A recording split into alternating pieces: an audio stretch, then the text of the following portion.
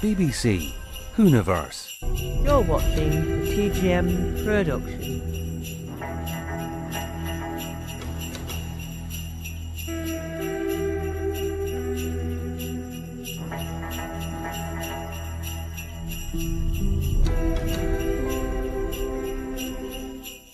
Hello, Shamai, and welcome to my review of The War Between the Land and the Sea, Episode 3 and Episode 4.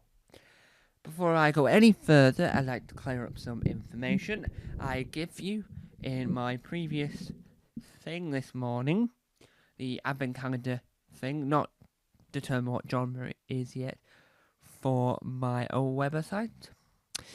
I previously mentioned about a possible YouTube channel or podcast about learning languages. Well, and I want to confirm, I'm also exploring the idea, I'm going to be like, fight to the death, which idea wins, that one or that one, right?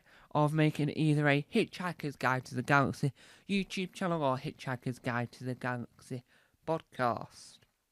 Because I read somewhere that there is a declining fan base for Hitchhiker's Guide to the Galaxy, and I'll be honest, I couldn't believe it. Because Douglas Adams, right, worked in the world of Doctor Who once upon a time, and is very well liked with all the Doctor Who people, because most people that work in the world of Doctor Who will have met him at some point in their career.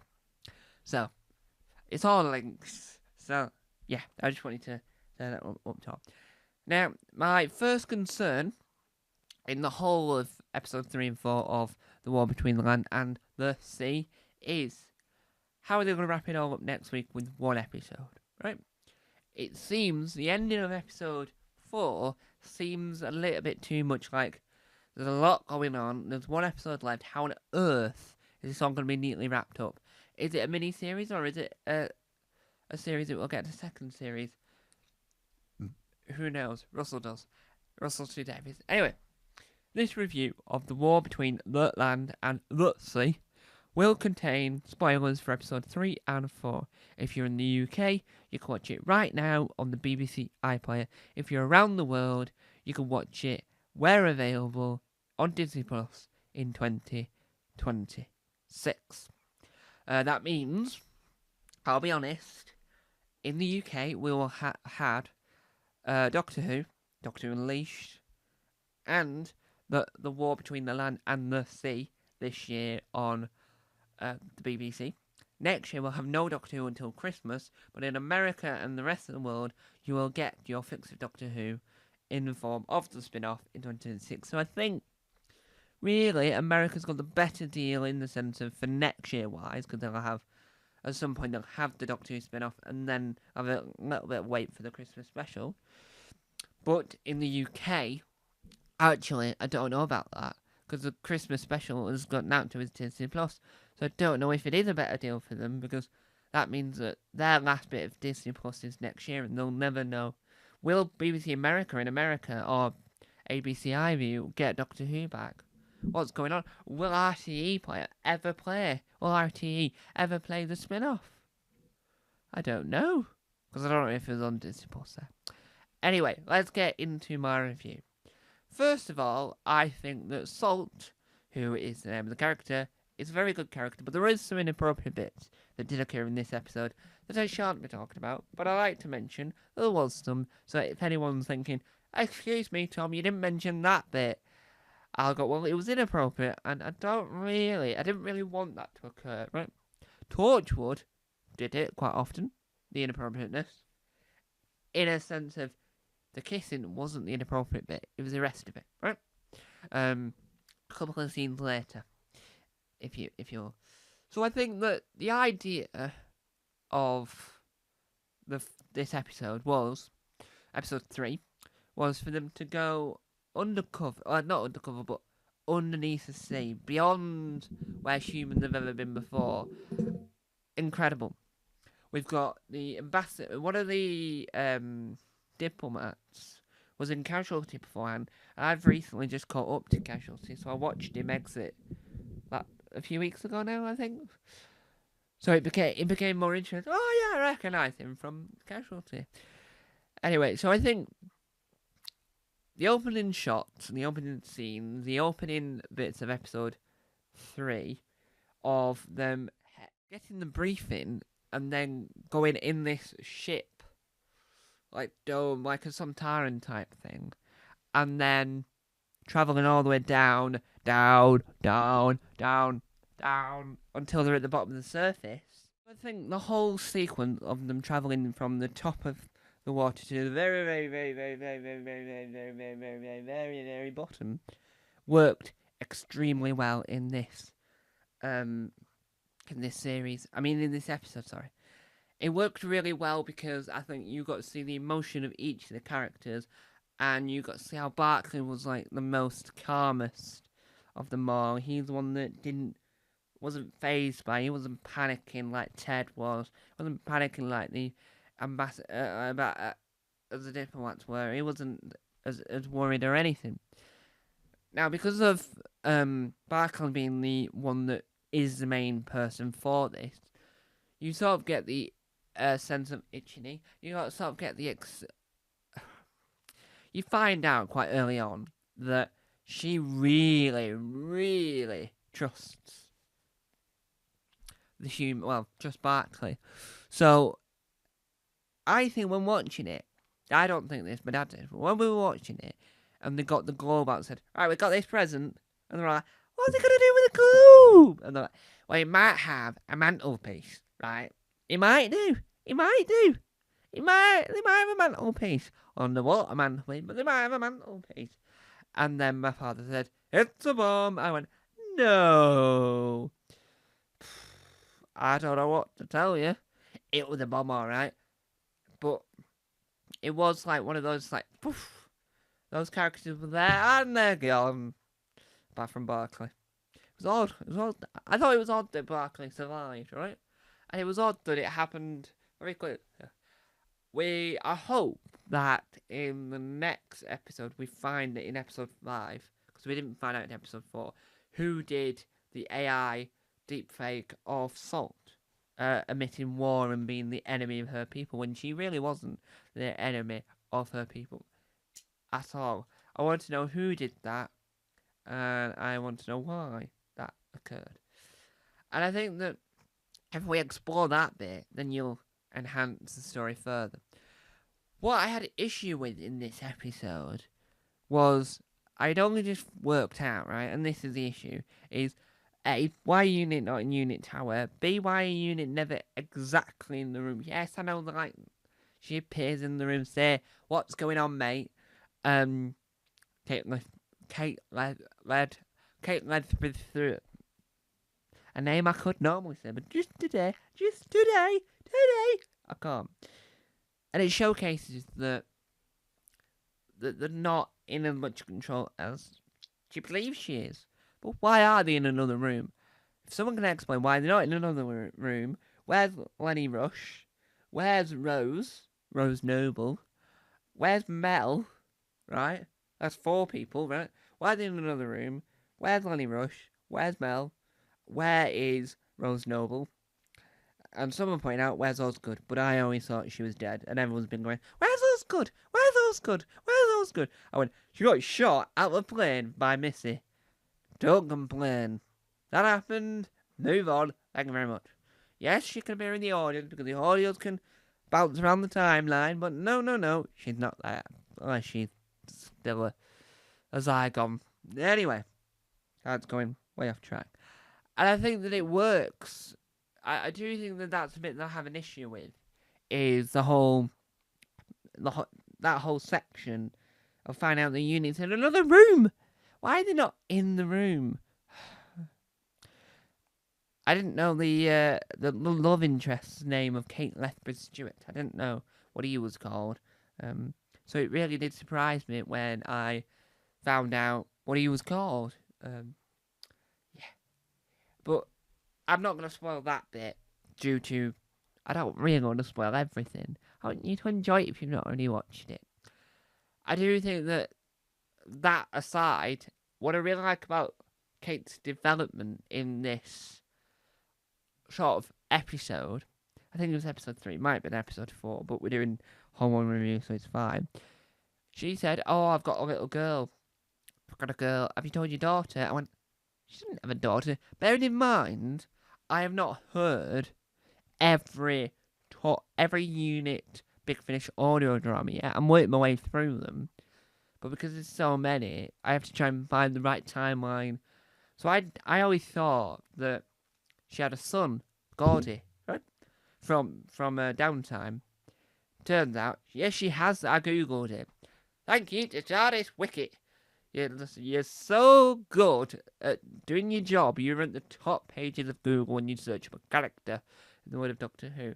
So, Gordy still exists, but never mentioned. But, right, 50th anniversary, 2013. Paul McGann does a mini-sode. Then, in this mini-sode, we ended up gathering the information of every single name of every companion that's ever appeared in Big Finish, making the Big Finish Paul McGann companions canon in the world of Doctor Who to what is known as the official canon. Yes, everyone else can have their own canon, but there is one official thing that's confirmed to be in the TV universe. This, right, 2025, we found out that Kate Lethbridge Stewart's daughter that was talked about, utilised and named, obviously with the name change, in the Big Finish audio drama, that meant that we got to hear that it's been confirmed that she's got a daughter as well as a son. But there's someone never mentioned in this episode, which is quite disappointing. Overall, I thought that episode 3 was gripping, engaging, and that scene when they all and she flies off with Barclay and the kisses and they hide out and the whole heist thing was really fascinating. So now, because of, I'm not going to say EU regulation because I don't know the whole legal jargon about it, I am now going to just disappear to go and realise that episode 4 was way better than episode 3. And I have to try and find the best way to angle why I prefer episode 4 to episode 3. So I'm going to go and have a minute to think. Bye-bye. Well, I've had time to think. What did I think of episode 4 of the war between the land and the sea? The reason why I say it like that is because I didn't realise for yonks that there was a "the" with the word sea. And it also has the BBC logo massively, so someone made the joke that it was BBC, the war between the land and the sea. Yes, I now know there's a title sequence. This is another thing I learned. Because what you do is to understand if it's an official theme tune and title sequence, it has to be the same consistent every episode, right? Unless you have like Christmas one where you go like when I do on my TV show, Tom Mason. Technically, I treat it like a TV show, but really it's not. This is a review. A review? Yes. That was me trying to be all clever there. Why did I prefer episode 4 to episode 3? Well, I've got to be honest. Episode 4 was the one that I thought, how are you going to wrap this up next week? Come on. How are you going to wrap this up next week? The question is, I don't know. And my thought process is, I don't know. Right, let's talk about top 10 scenes that make me go, what on earth? First of all, this does contain spoilers, but you've watched further enough now. First of all, ring the phone and bling bling, bling bling. Hello. Oh yes, don't mention my name, you might be booked. Get your mother, ring me back, right? Barclay, on the run, calls his daughter on her second phone. The daughter then goes to the mother picks up, and in the space of 3.4 seconds, right? Yeah, 3.4 seconds, we get what is known as betrayal, right? Keep a secret, try and save the world, this is the only way going, he has no idea what he's doing, but hey ho, right? Then, if you will, the overall medicine, she is literally, told on him and gone, he's there. Well, she hasn't. She's put on a loudspeaker and they've gone, oh, no, no. But it's about the unit that had a disagreement with the British Army, with an American commander. I don't know if that's traditional in the British Army. I don't know much about the British Army other than from Argyll, Tank Commander, and Bluestone 4-2 in that like modern era of war. Obviously, I know about the army in World War One, in World War Two, and every other war that is before Gary Tank Commander, Bluestone 4-2, and Argyll. And Shawshank Redemption. Yes. Anyway, the point I'm trying to get at is that they had this like fight off between Unit. Hello, I'm Unit. We're the army. We want to get Salt. We don't care if she's alive or dead. Preferably, we'd rather have her dead so we can easily without her back chatting. Which doesn't really weird me out, really. When you think about it, why would Kate Lethbridge Street then go, get ready to shoot the army, get ready to shoot the army, get ready to shoot the army? Why? Why would you do that, Kate Lethbridge Stewart? You wouldn't get the Brigadier doing that, would you? No. You wouldn't get Alistair Lethbridge Stewart doing that at all. I know he's a Brigadier, but I just wanted to mention his name. You wouldn't get any of that at all. No, you would not. So, why has she decided to do that? Well, it's obviously because of her trauma of what happened previously, which is a spoiler that I won't be spoiling today. Thank you very much. And overall, I thought that episode 4 was intriguing, exciting, and it sort of had that atmosphere of, you knew that they were trying to wrap up this story somehow so that the final episode could be wrapped up in a neat bow.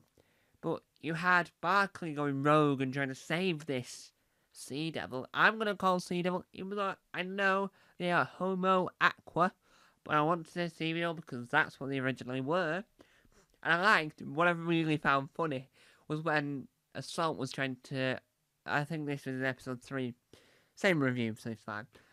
She mentioned the pecking order of where Homo Aqua come under it. And it's the fact that she thinks whales are more intelligent than a Homo Aqua. And apparently a shark didn't have a soul. Neither does the ocean doesn't have a soul because that's in Korea. But anywho. Overall, I thought that episode 4 was sort of like, it explained more further. It said that the army are corrupt. Not the army, sorry. The governing body of the world are corrupt in this universe. The army is corrupt. Let's just go with that. The army is corrupt as well in this universe, right? The universe where UNIT exists, the army, the government are corrupt. They're setting off this secret mission to try and kill and create a war, which wasn't necessary beforehand. So why start now? I have no idea. And we also get the atmosphere of death and destruction is on its way. The Earth will not be as good as it is. It'll take forever to clean up of all the rubbish on the floor. And Barclay's probably got E. coli. That's what we've learnt. Barclay's on the run. She's now dived back into the water. How will that all be resolved next week? Who knows? Not me. And next week will be a better review than the last 2 weeks because I'm reviewing episode 5 and episode 5 only. Because that's the final episode. We don't have the double review. I know people like Philip Hawkins, who's brilliant, by the way. Very nice man. Brilliant Doctor Who filmmaker. I'm going to call him that, even though he might not call himself that himself. He's an actor. He's brilliant in everything he does. He was on Time Lords a few times, my Doctor Who panel show that will return at some point in the future. I can't tell you when, but I am hoping it will return in the future. And at some point, I hope to do a live episode on stage with Toby Haydock and other Doctor Who comedians. Toby Haydock, Tom Burgess, trying to think of other comedians that have mentioned that they're heavily into Doctor Who and always seem to appear in Bex Axford, not a comedian, but still a huge Doctor Who fan.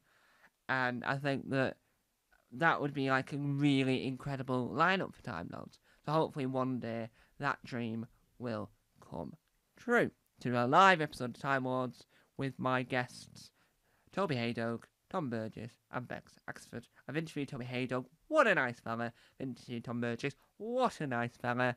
And I really want to interview Bex Axford because her books are incredible. Anyway, back to the main point of the war between the land and the sea. I like to say that this series so far, with the 4 episodes that are out, some people would say it's the best Doctor Who they've seen for ages. Some people say it's best they've seen since Jodie Whittaker left. I'm not going to say any of that. I wouldn't categorise it, right? In the sense of it's the best Doctor Who ever, because it's not. It's a spin-off. Out of K9, the K9 and Company, Torchwood, Sarah Jane Adventures, Class, I would say the ranking goes Sarah Jane Adventures, Torchwood, K9 and Company. Oh, it goes. No, this is the official ranking. Torchwood. No, Sarah Jane Adventures, Torchwood, The War Between the Land and the Sea, K9 and Company, K9, Class. Right? Class only in one series. I liked it, but I haven't really rewatched it. So I think that's my categorised order. Yes, I do categorise the Australian K9 series as canon. I do, because it technically is, because it's the original, it's our world K9 before he gets destroyed and turned into a new version of K9 with his memory wiped after where K9 was previously. Does it contravene with the whole K9 and Sarah Jane Adventures? Yes, it does, but I don't care. I think that it's suspenseful, the war between the land and the sea, and I think that it showcases that you can have this sort of non-Doctor story, but it's set over a long period of time and still have the suspense and still have Unit saving the day. It's a lot less Unit than I wanted from a Unit spin-off, so hopefully there's more Unit in the future if we get a second series or if we get whatever's next for Unit.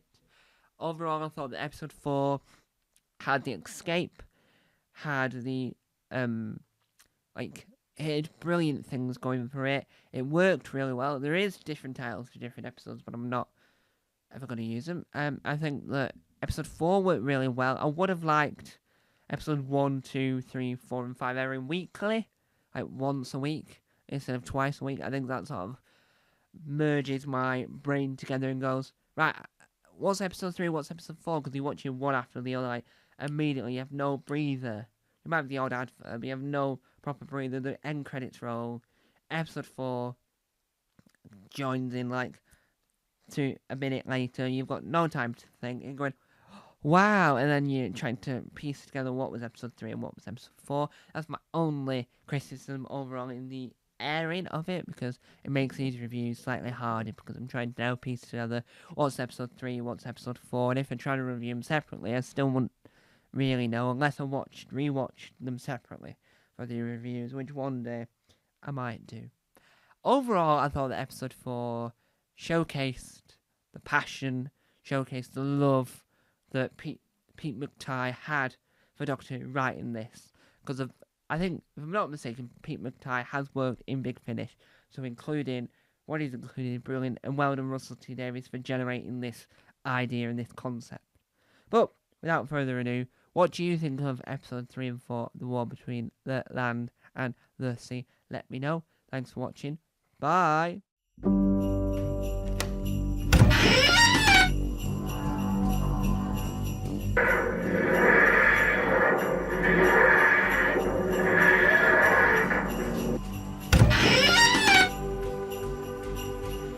Don't forget to subscribe to the official Tom Mason YouTube channel